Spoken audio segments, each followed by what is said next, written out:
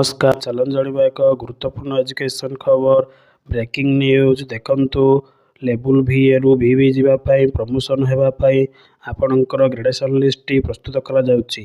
तो आसिला खुशी खबर देखंतु all office of the district education Baleswar तरफ करा जायछि to all BO education office of the district.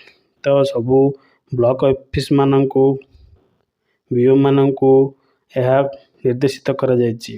कौन पाई सब्जेक्ट देखंतु regarding the submission of the information preparation of provisional gradation list of the level V assistant teacher category 1-2।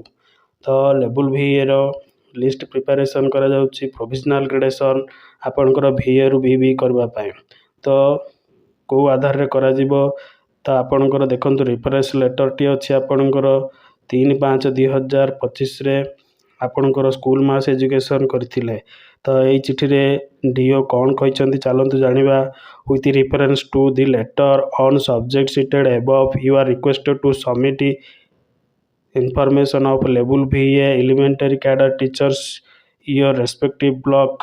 तो निज निज block रो लेवल भी टीचर मानकर आपणकर information गुड़िक पुनर्बार submit करने को कह जायछि।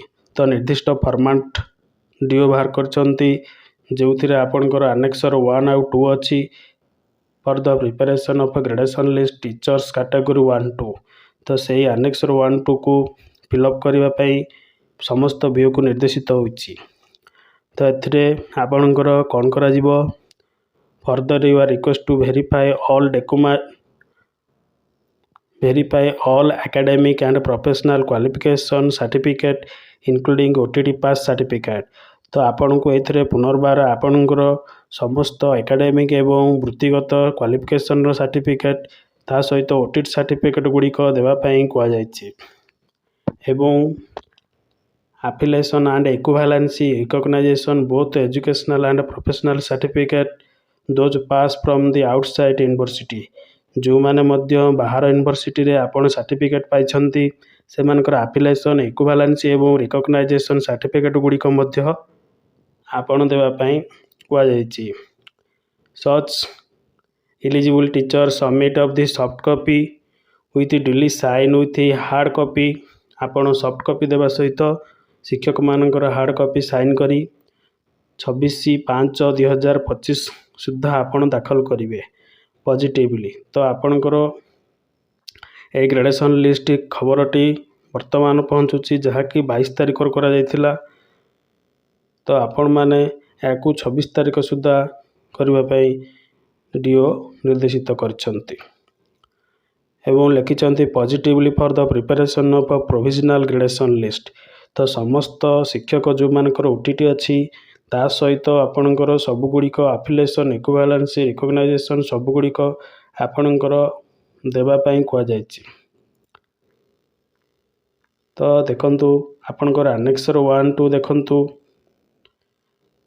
आनेक्सर 1-2 रे आपणकर अछि समस्त सर्टिफिकेट गुड़िकर डिटेल्स। तो आपणकर 3 तारिख रे हेतिबा स्कूल मास एजुकेशन तरफरु आपणकर ओटीटी बाध्यतामूलक चिठी को आधार करी तो बालेश्वर जिलार एई भली आपणकर ग्रेडेशन लिस्ट पाई आपणकर सर्टिफिकेट गुड़िक वेरिफिकेशन ता सहित आपणकर ओटीटी मध्य जो मन पास करछंती सेमानकर सर्टिफिकेट को आपणकर इन्फॉर्मेशन सहित देवा पाई कह जायछि। एई भली खबरटी आपण माने